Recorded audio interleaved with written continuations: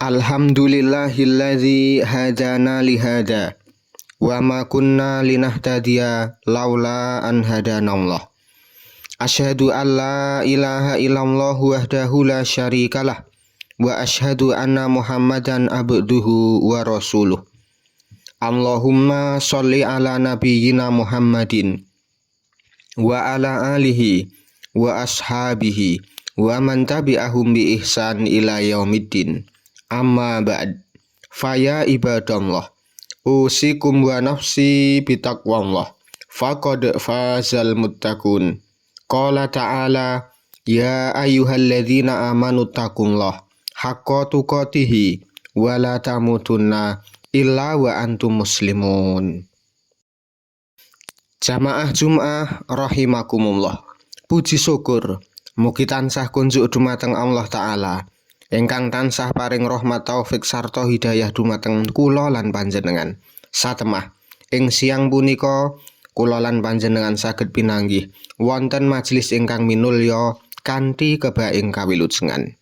Sholawat ugi salam mugi tansah katetepaken dumateng Nabi Agung Muhammad sallallahu alaihi wasallam ingkang tansah kula lan panjenengan tenggo syafaatipun wonten dinten akhir. Wonten ing kalodhangan khutbah siang punika, khatib wasiat sumangga tansah ningkataken takwa dumateng Allah kanthi nindakaken dawuhipun lan nebihi awisanipun. Mugi kanthi takwa Allah tansah paring kamulyan panggesangan wonten donya ngantos dumugi akhirat. Amin. Jamaah Jum'ah rahimakumullah. Wonten ing wulan Rabiul Awal ingkang minulya punika, kula lan panjenengan sedaya mengeti miyosipun Kanjeng Nabi Agung Muhammad sallallahu alaihi wasallam. Pengetan Maulid Nabi punika boten namung acara seremonial utawi pengetan sejarah. Ananging kedah dados momentum ingkang saged nggugah kesadaran tumuju semangat nggesangaken kesaenan. Kanjeng Nabi Agung dipun lairaken lan dipun utus wonten ing jaman ingkang kebak kezaliman, hukum ingkang tumpul, kesenjangan sosial, lan kemiskinan ingkang merajalela, saengga dipun sebat jaman jahiliyah.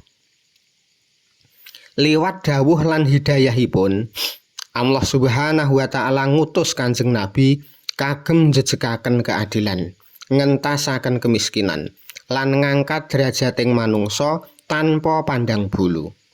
Kanthi perjuangan lan kesabaran ingkang luar biasa, namung wonten ing wekdal kirang langkung 23 taun, Kanjeng Nabi kasil ngowahi kahanan donya, ngowahi jaman jahiliyah ingkang peteng dedet dados jaman ingkang padang jinawi, kebak rahmat, keadilan, lan kesejahteraan tumrap sedaya umat manungsa. Jamaah ingkang dipun mulyakaken Allah, wonten ing babagan keadilan, Kanjeng Nabi Muhammad sallallahu alaihi wasallam dipun utus kagem njejekaken hukum ingkang adil lan boten pandang bulu. Piyambakipun ngowahi tatanan jahiliyah ingkang remen nindes tiyang apes lan ngegungaken panguwasa.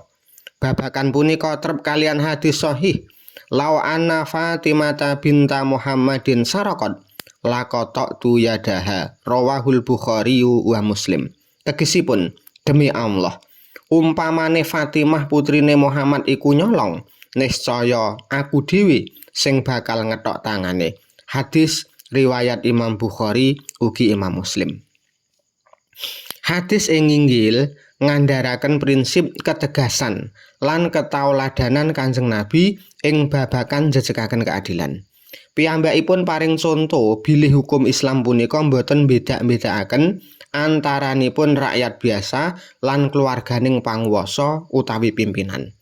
Menawi keluarganipun piyambak ingkang nindakaken kalepatan, Kanjeng Nabi tetep nerapaken hukum kanthi adil. Punika dados piwucal kagem kula lan panjenengan sedaya supados tansah tumindak adil ing keluarga, papan pakaryan sarta masyarakat tanpa tumindak pilih kasih. Jamaah ingkang dipun mulyakaken Allah. Wonten ing babagan kesejahteraan, Kanjeng Nabi Muhammad ugi ngajaraken bilih iman ingkang sampurna punika kedah kabukti liwat kepedulian sosial lan empati marang sesami. Kesejahteraan umat mboten bakal terwujud menawi saben tiyang namung mikiraken piyambakipun piyambak.